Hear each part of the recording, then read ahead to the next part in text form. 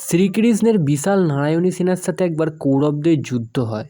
আর কৌরবদের মধ্যে দুর্যোধন, কর্ণ, পিতামহ ভীষ্ম, গুরু দ্রোণাচার্য এরা সবাই সেখানে উপস্থিত ছিল। যাদবদের সাথে কৌরবদের এই যুদ্ধ কেন হয়েছিল আর এই যুদ্ধের ফলাফলই বা কী হয়েছিল, চলুন আমরা জেনে নেই। এক সময় যাদবদের অশ্বমেধ যজ্ঞের ঘোড়া হস্তিনাপুরে গিয়ে পৌঁছায়। দুর্যোধন সেই ঘোড়াকে দেখে রথ থেকে নামে ও সেই ঘোড়াকে আটকায়। আর সেই ঘোড়ার সাথে যে পত্র ছিল সেই পত্রটি পড়ে এবং যাদবদের নিয়ে খুব খিল্লি ওড়ায়। দুর্যোধন বলে যে এই মূর্খ যাদবরা নিজেদের খুব শক্তিশালী ভাবে, তাই তারা অশ্বমেধ যজ্ঞ করাতে চলেছে। সেই সময় সেখানে পিতামহ ভীষ্ম, কৃপাচার্য, দ্রোণাচার্য, ভুঁড়ি, কর্ণ এবং দুঃশাসন তারা সবাই সেখানে উপস্থিত ছিল। এরপরে দুর্যোধন বলে যে আমরা এই ঘোড়াকে কোনো মতে ফেরত দেব না, আমরা যাদবদের সাথে যুদ্ধ করব এবং যাদবদের ওপর বিজয় লাভ করব। এই বলে তারা সবাই যে যার মতো নানা রকমের অস্ত্রশস্ত্র নিয়ে যুদ্ধের জন্য প্রস্তুতি শুরু করে দেয়। এরপর সেখানে যাদব সেনা আসে এবং যাদব সেনা দেখে যে কৌরব সেনা সেই ঘোড়াকে সেখানে আটক করেছে। এরপর সেই যাদব বীরেরা বলে যে এরা কি চক্রবর্তী রাজাধিরাজ উগ্রসেনকে চেনেন না? এরপর দুই পক্ষের মধ্যে যুদ্ধ শুরু হয়। আর যুদ্ধ শুরু হতেই যাদব বীরের বাণের দ্বারা সেই কৌরব বীররা ছিন্ন ভিন্ন হয়ে যায়। এরপর দুর্যোধন নিজের যোদ্ধাদের মুখের দিকে দেখে বলে যে এই নিজ যাদবদের কোনো কাজ নেই যে তারা মরার জন্য এখানে চলে এসেছে কৌরবদের কাছে। এরপর দুর্যোধন নিজের চতুরঙ্গিনী সেনাকে যুদ্ধের জন্যে পাঠায়। এরপর সামও নিজের সেনাকে যুদ্ধের জন্যে পাঠায়। এরপর কৌরবরা একটা ভিউয়ের রচনা করে, যে ভিউয়ের নাম ছিল কঞ্চ ভিউ। এটা একটা পাখির মতো আকৃতির ভিউ ছিল।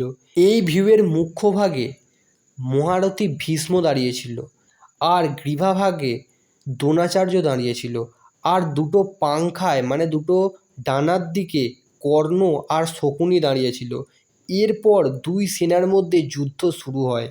এরপর ভয়ঙ্কর বাণবর্ষা করতে করতে সাম ভীষ্মর সাথে যুদ্ধ আরম্ভ করে দেয়, ক্রূর কর্ণের সাথে যুদ্ধ আরম্ভ করে দেয়, আর সার্থকী দুর্যোধনের সাথে যুদ্ধ আরম্ভ করে দেয়, আর সারান দ্রোণাচার্যের সাথে যুদ্ধ আরম্ভ করে দেয়। এরপর সাম রেগে গিয়ে ভীষ্মর উপর 10টা বাণ ছাড়ে, কিন্তু পিতামহ ভীষ্ম নিজের 10টা বাণ দ্বারা সেই বাণ কেটে দেয়।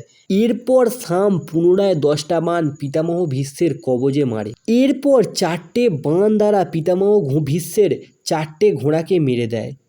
তারপর 10টা বাণ দ্বারা পিতামহ ভীষ্মের ধনুকটাকে টুকরো টুকরো করে কেটে ফেলে। এরপর রথহীন হয়ে যায় পিতামহ ভীষ্ম। এরপর পিতামহ ভীষ্ম প্রচণ্ড রেগে গিয়ে একটা গদা হাতে নেয়। আর এরপর সাম পিতামহ ভীষ্মকে বলে যে আপনি রথহীন হয়ে মাটিতে দাঁড়িয়ে পড়েছেন, আপনার সাথে আমি কি করে যুদ্ধ করব? আপনি আমার কাছ থেকে একটা রথ নিন আর আমার ওপরে বিজয় লাভ করুন। আরও বলে যে আপনি অত্যন্ত বয়স্ক, এর জন্যে আপনি আমার কাছে সদাই পূজনীয় থাকবেন। এই শুনে পিতামহ ভীষ্ম প্রচণ্ড রেগে যায় আর নিজের হাতের গদা সামের বক্ষভাগে ছুঁড়ে মারে, আর সাম সেই গদার আঘাতে মূর্ছিত হয়ে রথে পড়ে যায়। আর সামের সারথি মূর্ছিত সামকে নিয়ে যুদ্ধক্ষেত্রের বাইরে চলে যায় সঙ্গে সঙ্গে। এই সময় যাদব সেনায় প্রচণ্ড কোলাহল শুরু হয়। এই সময় পিতামহ ভীষ্ম নতুন রথে করে পুনরায় কবচকুণ্ডল বেঁধে যাদব সেনাদের মারতে মারতে দুর্যোধনের কাছে যেতে শুরু করে। আর অন্যদিকে দুর্যোধনের সাথে যে যুদ্ধ হচ্ছিল সার্থকীর, সেই যুদ্ধে দুর্যোধনকে রথহীন করে দেয় সার্থকী। আর কর্ণের সাথে কৃতবর্মার যুদ্ধে কৃতবর্মাকে মূর্ছিত করে দেয় কর্ণ।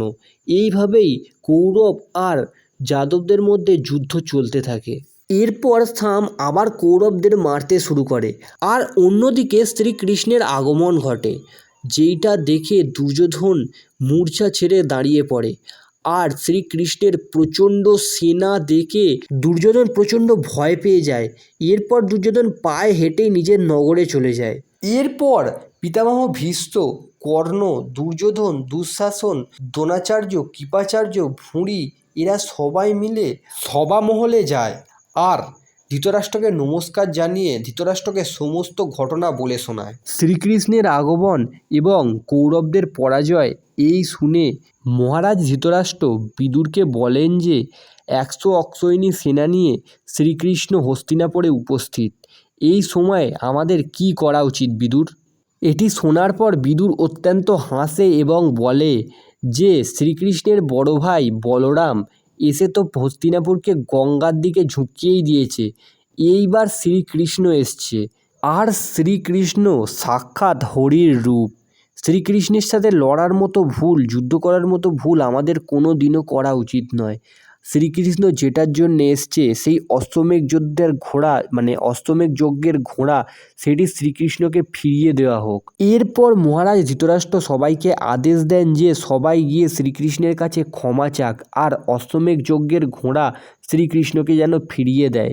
এরপর সবাই একে একে গিয়ে শ্রীকৃষ্ণের কাছে ক্ষমা চায় এবং অশ্বমেধ যজ্ঞের ঘোড়া শ্রীকৃষ্ণকে ফিরিয়ে দেয়। বন্ধুরা, আজ এতটাই। আপনাদের যদি ভিডিওটি ভালো লেগে থাকে তাহলে চ্যানেলটিকে দয়া করে সাবস্ক্রাইব করে দিন। জয় শ্রীকৃষ্ণ।